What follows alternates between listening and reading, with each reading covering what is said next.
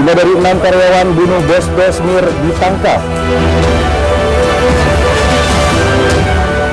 Sungai Sosa meluap, ratusan rumah terendam banjir.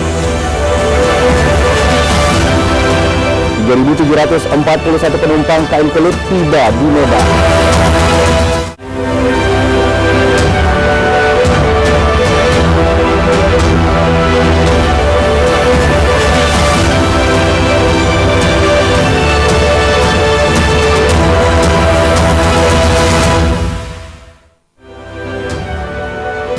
Assalamualaikum warahmatullahi wabarakatuh. Selamat pagi pemirsa, kita bertemu lagi dalam program iNews Sumut Inspiring and Informatif edisi Senin 1 Januari 2024. Selain 3 informasi utama tadi, sejumlah informasi menarik lainnya akan kami hadirkan untuk Anda. Bersama saya Rudy Efrizal, inilah iNews Sumut selengkapnya.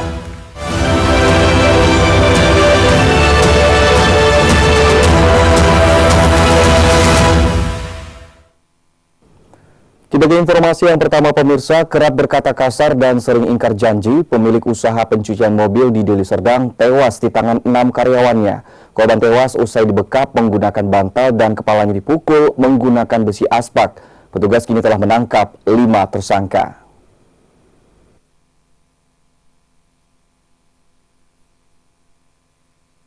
Seorang pria bernama Mahadib, 53 tahun, pemilik usaha pencucian mobil, tewas di tangan 6 karyawan di bengkelnya di Jalan Medan Binjai, kilometer 12, Kecamatan Deli Serdang. Korban dihajar ke 6 karyawannya usai tempat usaha pencucian mobilnya tutup. Para tersangka pertama membekap korban menggunakan bantal, kemudian memukul kepala korban menggunakan besi aspak. Istri korban yang melihat aksi brutal ke 6 karyawan ini pun sempat berteriak dan meminta tolong, namun diancam para tersangka.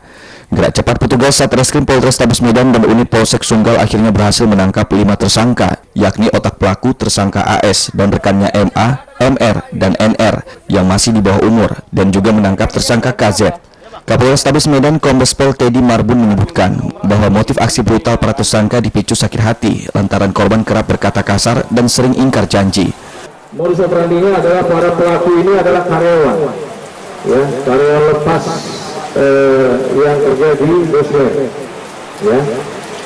Modusnya adalah karena para pelaku ini sakit hati dan dendam melihat perlakuan korban yang suka berkata kasar dan tidak menepati janji, ya, antara lain untuk membantu memberi pinjaman uang kepada para pelaku yang kemudian pada hari Minggu tanggal 24 Desember 2023 sekitar jam 6 sore pelaku ini yang saya sampaikan tadi, pelaku ini otaknya adalah anak, ya, di bawah umur, inisial A dan S, mengajak pelaku lainnya yang sakit hati. Polisi masih memburu 1 tersangka lainnya yang identitasnya sudah diketahui. Kepada 5 tersangka, polisi mengenakan pasal berlapis dengan ancaman hukuman minimal 20 tahun penjara dan maksimal penjara seumur hidup atau hukuman mati. Dari Medan, Adi Palaparahap, iNews melaporkan. Satuan Narkoba Polres Pelabuhan Belawan menggerebek kampung narkoba di kawasan Kompleks Yuka, Medan Marelan. Dalam penggerebekan ini, salah seorang pengedar narkoba berontak dan melawan petugas saat ditangkap.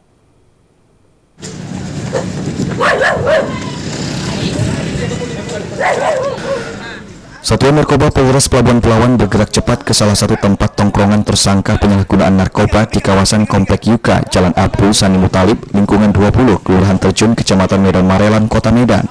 Saat dilakukan penangkapan, seorang pemuda pengedar narkoba jenis sabu sempat memberontak dan melawan petugas. Tak sampai di situ, sejumlah ibu rumah tangga yang diduga kerabat tersangka juga sempat beradu mulut dan mencoba menarik tersangka dari tangan petugas kepolisian yang melakukan penangkapan pengedar narkoba. Dari hasil penggerebekan, petugas menangkap 3 orang pengedar dan pengguna narkoba, yakni FA alias Gogon 24 tahun, FR alias Beti 32 tahun, dan PS alias Boni 31 tahun. Kapolres Pelabuhan Belawan AKBP Janton Silaban mengatakan, sempat terjadi perlawanan tersangka serta sejumlah warga di kawasan tersebut. Bahkan saat ketiga tersangka diamankan, mobil polisi sempat dilempar batu. Saat Narkoba Polres Pelabuhan Belawan melakukan penggerebekan di daerah Komplek Yuka Terjun. Jadi tersangka ada 3 orang, kemudian polisi melakukan penggerebekan. Namun dari beberapa pelaku ini ada yang melawan terhadap petugas kepolisian. Jadi itu mereka setelah dilakukan penangkapan di daerah Terjun, daerah ada luka terjun, mereka melakukan perlawanan terhadap kepolisian namun bisa diamankan. Dari saku celana para tersangka, petugas menemukan sedikitnya 6 paket sabu seberat 8 gram, puluhan plastik klip, uang tunai, serta handphone. Kini ketiga tersangka dibawa ke Polres Pelabuhan Belawan untuk dilakukan pemeriksaan lebih lanjut. Dari Medan, Yuda Bahar, iNews melaporkan.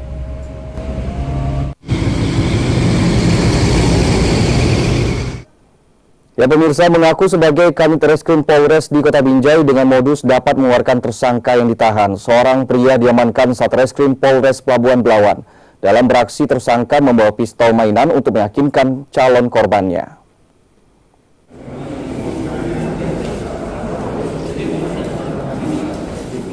Rejek, pria berusia 50 tahun ini lemah tak berdaya usai ditangkap Satuan Reserse Kriminal Polres Pelabuhan Belawan karena melakukan tindak pidana penipuan dan penggelapan. Tersangka ditangkap setelah polisi menerima laporan dari korbannya yang mengalami kerugian hingga 25 juta rupiah dengan modus dapat mengeluarkan tahanan yang ditangkap di Polres Binjai. Kasat Reskrim Polres Pelabuhan Belawan AKP Zikri Muammar menjelaskan, dalam beraksi tersangka mengaku sebagai kanit di Polres Binjai. Untuk meyakinkan korbannya, tersangka juga sering membawa senjata mainan berupa pistol. Satu buah senjata api, mainan, kemudian ada jumlah uang lebih 1,5 juta. Sudah ada beberapa kali dininja 2 kali, kemudian dilangkat juga ada. Korbannya ditipu kurang lebih 25 juta. Untuk mempertanggungjawabkan perbuatannya, kini tersangka harus mendekam di sel tahanan Polres Pelabuhan Belawan dan dikenakan pasal 378 KUH Pidana dengan ancaman hukuman 4 tahun penjara. Dari Medan, Yuda Bahar, iNews melaporkan.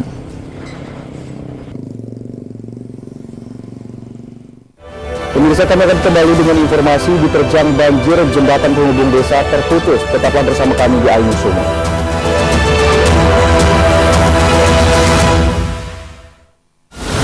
Menyoroti kecurangan. Yayasan Al Zaitun 580 tersangka. Dia juga koma dan tidak lama lah saya pasti lawan.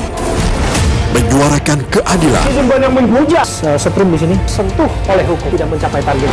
Laporan mendalam dan eksklusif. Kalau langsung 20 miliar, serikat yang akan dikembalikan ke Kejaksaan Agung. AB Plus setiap minggu pukul 8 pagi di iNews.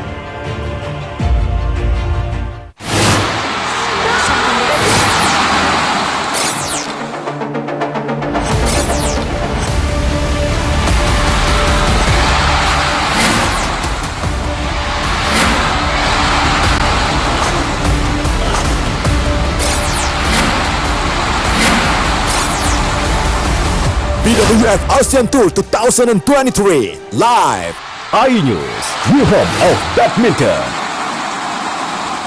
Mengupas makna dan tafsir Al-Quran bersama ulama terkemuka tanah air. Kaumum min kaum khairun minal yadis suflah. Nggak bakal bisa dibayar oleh dunia dan seisinya. Jelas, lugas untuk kehidupan sehari-hari. Di antara yang merusak hati adalah buruk sangka. Wa aqimus shalah wa atuz zakah. Itu pun sejajar dengan jihad fisabilillah. Cahaya Hati Indonesia, Sabtu dan Minggu pukul 12 siang di iNews. Selamat datang di iNews Today. Lengkapi pagi Anda dengan update informasi terkini. Saling dorong antara petugas kepolisian dan penghuni rumah. Mobil sport mewah menabrak 5 kendaraan. Boleh nggak sih dikasih senjata? Boleh. Saya punya di bawah supervisor sebenarnya. Serangan brutal Israel dengan dalih Syahrul Yassin Limpo balik di merah putih KPK pada Kamis malam. iNews Today setiap Senin sampai Jumat pukul 10 pagi di iNews.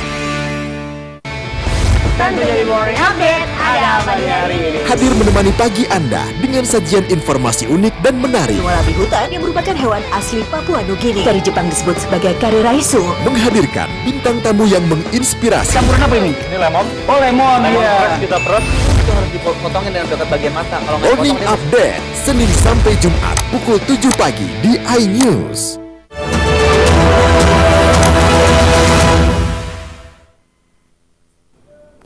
Kita beralih ke informasi lain, pemirsa. Hujan semalaman di wilayah Padang Lawas mengakibatkan ratusan rumah di Kecamatan Sosajulu terendam air. Lokasi terparah yang terdampak banjir terjadi di Desa Lumban Huayan dengan ketinggian mencapai 1 pinggang orang dewasa. Oh, siapa?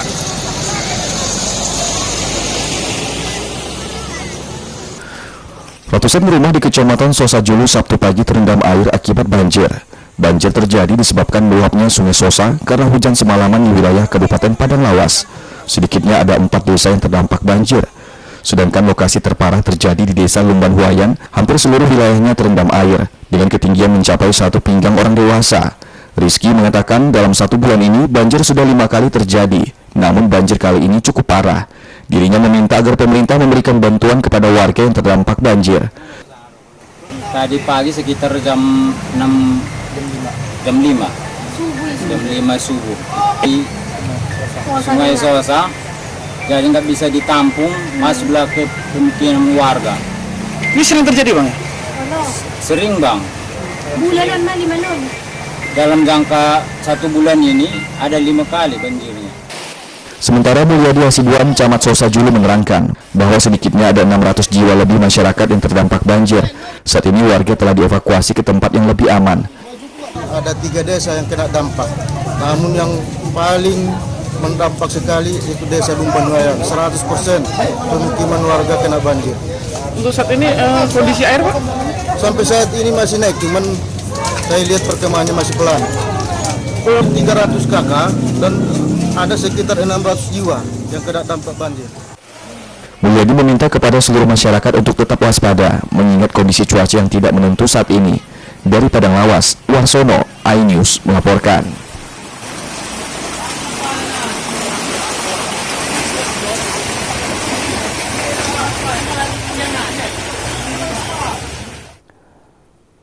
Pemirsa, curah hujan yang cukup tinggi di Kabupaten Padang Lawas menyebabkan Sungai Barumun banjir dan mengakibatkan 1 jembatan gantung akses penghubung antar desa putus. Untuk beraktivitas keluar masuk desa, warga harus nekat menyeberangi sungai atau menggunakan transportasi pedati kerbau.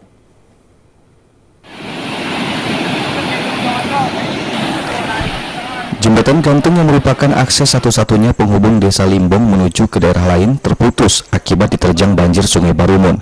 Dengan terputusnya sarana penghubung, hampir seluruh aktivitas warga terhenti. Apabila ingin keluar desa, warga harus mempertaruhkan nyawa dengan nekat menyeberangi sungai yang berarus deras.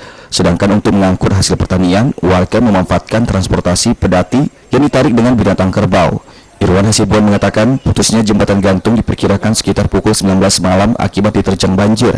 Sedangkan setiap harinya ada ratusan orang yang melintas keluar masuk desa maupun mereka yang ingin pergi ke ladang perkebunan. Tumbang. Kapan kejadiannya tuh? Tadi malam sekitar jam kurang lebih 6.30 lah yang menjelang maghrib. Penyebab tumbangnya karena erosi air Sungai Barumun besar. Di seberang ada desa lain Pak ya? Ada desa namanya Desa PGPG kalau nggak salah, Limbong. Penduduk Desa Limbong sekitar 100 jiwa dengan 30 kakak. Saat ini kondisinya terisolir. Kalau untuk menyeberang harus melewati sungai dengan berenang ataupun dengan menggunakan kerbau. Kita sudah melaporkan ke pihak Kabupaten Padang Lawas. Saat ini Kapolsek sudah berkoordinasi ke pemerintah Kabupaten Padang Lawas, Badan Penanggulangan Bencana Daerah untuk segera tangkap darurat agar masyarakat kembali dapat beraktivitas seperti biasa. Dari Padang Lawas, Warsono, iNews melaporkan.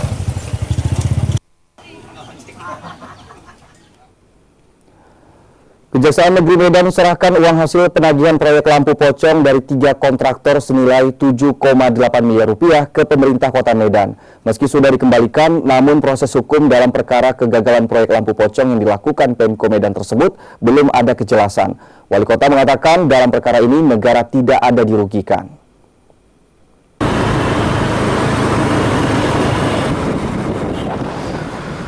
Kasus proyek gagal lampu pocong akhirnya dianggap selesai setelah seluruh uang yang digunakan dalam proyek tersebut dikembalikan Jumat sore. Kejaksaan Negeri Medan menyerahkan uang hasil penagihan proyek lampu pocong dari 3 kontraktor senilai 7,8 miliar rupiah ke pemerintah Kota Medan. Uang tersebut diterima dari 3 kontraktor yang mengerjakan proyek lampu pocong di kawasan Jalan Sudirman, Jalan Diponegoro, dan Jalan Imam Bonjol. Sedangkan kontraktor yang mengerjakan lampu pocong di kawasan Jalan Gatot Subroto, Jalan Putri Hijau, Jalan Brigjen Katamso, Jalan Juanda, dan Jalan Suprapto sebelumnya telah mengembalikan uang dari pekerjaan lampu pocong langsung ke Dinas SDA BMBK atau Dinas PU Kota Medan. Kepala Kejaksaan Negeri Medan Mutakin Harahap menerangkan, uang senilai 7,8 miliar rupiah lebih yang dikembalikan ke pemerintah Kota Medan merupakan sisa dari tagihan total uang lampu pocong senilai 21 miliar rupiah. Terkait soal lainnya, Kejaksaan Negeri Medan serahkan ke pemerintah Kota Medan. 833.750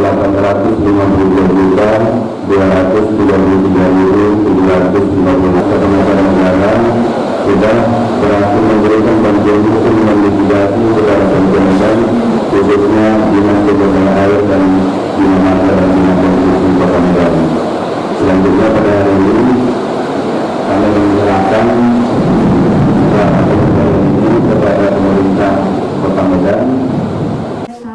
Sementara Wali Kota Medan mengatakan dalam perkara ini tidak ada kerugian uang negara dan dirinya menyerahkan perkara ini ke pihak kepolisian, apakah dilanjutkan atau tidak. Yang pertama sekali yang kita sampaikan, yang kita upayakan adalah tidak ada kehilangan atau tidak ada kerugian negara di dalamnya.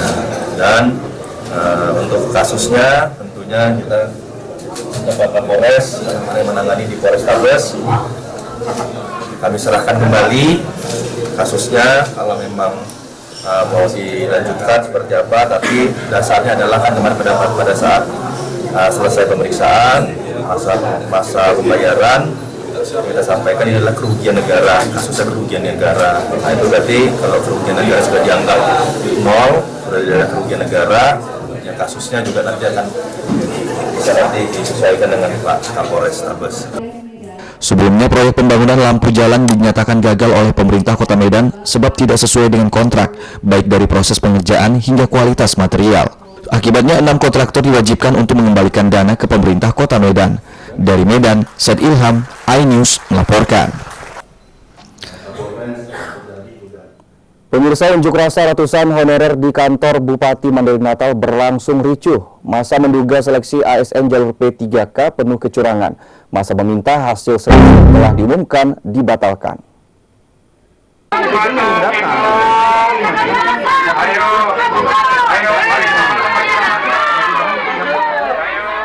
Awalnya masa yang ingin bertemu Bupati Mandailing Natal dihalang-halangi petugas Satpol PP. Masa yang terdiri dari tenaga honorer dari berbagai profesi, mulai dari guru dan tenaga kesehatan, kemudian merangsek masuk hingga terjadi aksi saling dorong. Wakil Bupati Mandailing Natal Atika Azmi Nasution yang datang menemui pengunjuk rasa sempat terlibat adu mulut karena masa menolak dijumpai secara perwakilan. Dalam aksinya kali ini masa menolak hasil seleksi ASN jalur P3K karena diduga penuh kecurangan. Masa meminta panitia seleksi untuk membatalkan hasil seleksi yang telah diumumkan beberapa hari lalu. Dari Mandailing Natal, Ahmad Hussein Lubis, iNews melaporkan. Ditinggikan, yang nilai tinggi direndahkan, yang bayar 40 juta masuk. Pemirsa, kami akan kembali dengan informasi narkoba meningkat di wilayah hukum Polres Tebing Tinggi. iNews segera masih akan kembali sesaat ini, tetaplah bersama kami.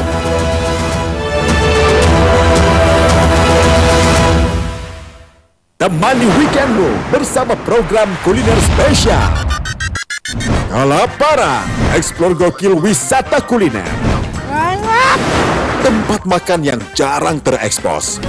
Food Diary, mengupas sejarah kuliner, hidangan viral dari Nusantara sampai mancanegara. Mantap! Saksikan kuliner spesial weekend, Sabtu dan Minggu, pukul 10 pagi di iNews. Update informasi terlengkap menuju prime time berkualitas bersama iNews. Selamat sore pemirsa. Ditindas oleh mobil tersangka, memanggil mentan untuk dimintai coba memadamkan api. iNews sore setiap hari. Para pemirsa, kita berjumpa di iNewsroom. Warga Palestina jadikan panggung orasi. Umur capres dan cawapres. Yang paling jangkau dan sangat. iNewsroom setiap Senin sampai Jumat.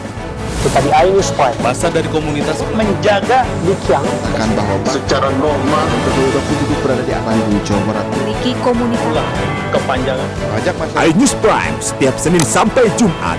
Inilah iNews Malam mengevakuasi korban mas yang salah sasaran. Disertai asap hitam. Bicara pada menit ke-6 di Riau berjalan aman. Stasiun memberikan tarif promo. iNews Malam setiap hari hanya di iNews. CCTV tersebar di seluruh penjuru. Komplotan pencurian mobil, tabrakan lalu lintas dan pelanggaran melawan mobil ugal-ugalan menabrak pesepeda.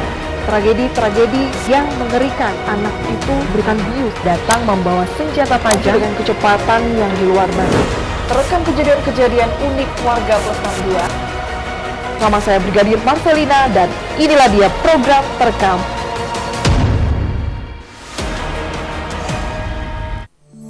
Hai, namaku Grini. Grini mau ajak teman-teman untuk menjaga bumi kita tercinta dari kerusakan.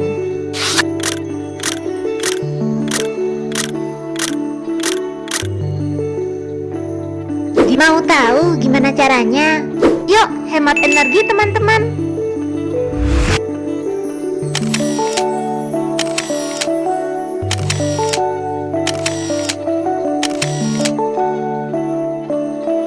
Kurangi penggunaan plastik sekali pakai. Terus mainan kita kalau udah nggak dipakai, sumbang ke teman lain yang membutuhkan. Bisa kan teman-teman? Yuk kita selamatkan bumi dari kerusakan untuk masa depan kita teman-teman.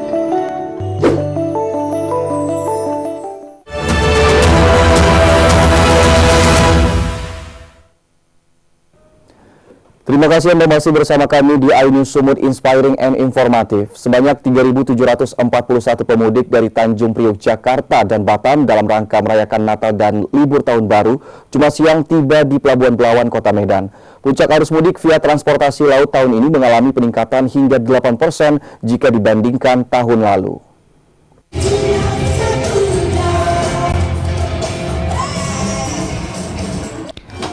Ribuan penumpang kapal kelut memadati terminal penumpang Bandar Deli di Jalan Stasiun Belawan, Kota Medan. Sebanyak 3.741 penumpang asal Tanjung Priok, Jakarta, Tanjung Balai Karimun, dan Batam ini merayakan Natal dan libur Tahun Baru bersama keluarga. Sementara itu, setelah tiba pukul 12 siang, 3.600 penumpang dari Pelabuhan Belawan, Kota Medan akan langsung diberangkatkan di hari yang sama, sekitar pukul 5 sore menuju Batam, Tanjung Balai Karimun, dan Jakarta. Bio Abi Laksana, Kepala Cabang PLNI Medan menjelaskan, penumpang kapal kelut tahun ini mengalami peningkatan hingga 8% jika dibanding dengan tahun lalu. Sejak tanggal 16 Desember 2023 tercatat 16.070 penumpang tiba di Pelabuhan Belawan Medan. Jadi dari tanggal 18 Desember sampai dengan 29 Desember sudah 16.070 orang yang turun menggunakan kapal PLNI di Pelabuhan Belawan. Itu dari mana aja, Bang? Mayoritas penumpang turun itu dari Pelabuhan Batam, terus disusul dari Tanjung Priok dan Tanjung Balai Karimun. Artinya meningkat tahun ini, Bang? Iya, jadi memang ada peningkatan dari tahun sebelumnya untuk penumpang turun di pra Natal dan Tahun Baru. Rencananya arus balik menggunakan moda transportasi laut via kapal kelut akan terjadi pada tanggal 4 Januari 2024 mendatang. Dari Medan, Yuda Bahar, iNews melaporkan.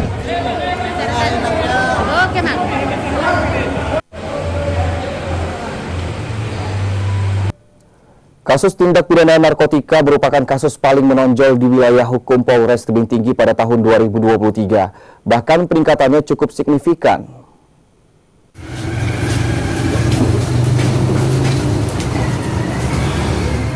Hal ini terungkap ketika Polres Tebing Tinggi melakukan press release akhir tahun 2023 di Aula Kamtipmas Polres Tebing Tinggi. Menurut Kapolres Tebing Tinggi AKBP Andreas, dibandingkan kasus-kasus lainnya yang terjadi di wilayah hukum Polres Tebing Tinggi, untuk tahun 2022 ada 165 kasus, sedangkan tahun 2023 214 kasus. Untuk jumlah tersangka pada tahun 2022 ada 198 tersangka, sementara pada tahun 2023 ada 249 tersangka. Untuk barang bukti pada tahun 2022, ganja 51.861,66 gram, sabu 3.943,84 gram, ekstasi 15.557 butir. Sedangkan barang bukti di tahun 2023 ganja 4.738,2 gram, sabu 1.170,47 gram, dan ekstasi sebanyak 162 butir. Sehingga terkait penanganan kasus untuk outlet 2024 kita mendapatkan ekstra tambahan dari negara, dalam hal ini dari Polda, untuk penanganan kasus narkotika di wilayah tebing tinggi, termasuk penambahan terkait makan tahanan.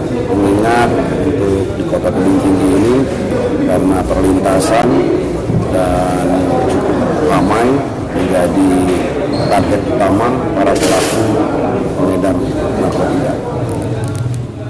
Jumlah perbandingan dengan tahun 2022 pada tahun 2023 mengalami kenaikan sebesar 23%, sementara untuk penyelesaian kasus mengalami kenaikan sebesar 36% dibandingkan tahun 2022. Dari Kota Tebing Tinggi, Abdullah Sania Sibuan, iNews melaporkan.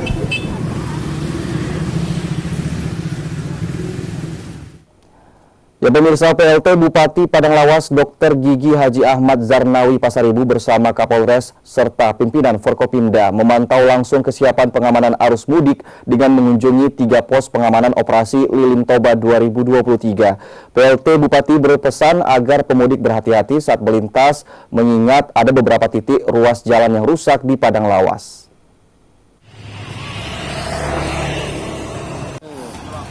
Ya udah di sini aja. Dalam mengamankan arus mudik pergantian tahun, Satlantas Polres Padang Lawas melaksanakan operasi Lilin Toba 2023 dengan mendirikan 3 pos pengamanan di lokasi yang diduga rawan kemacetan.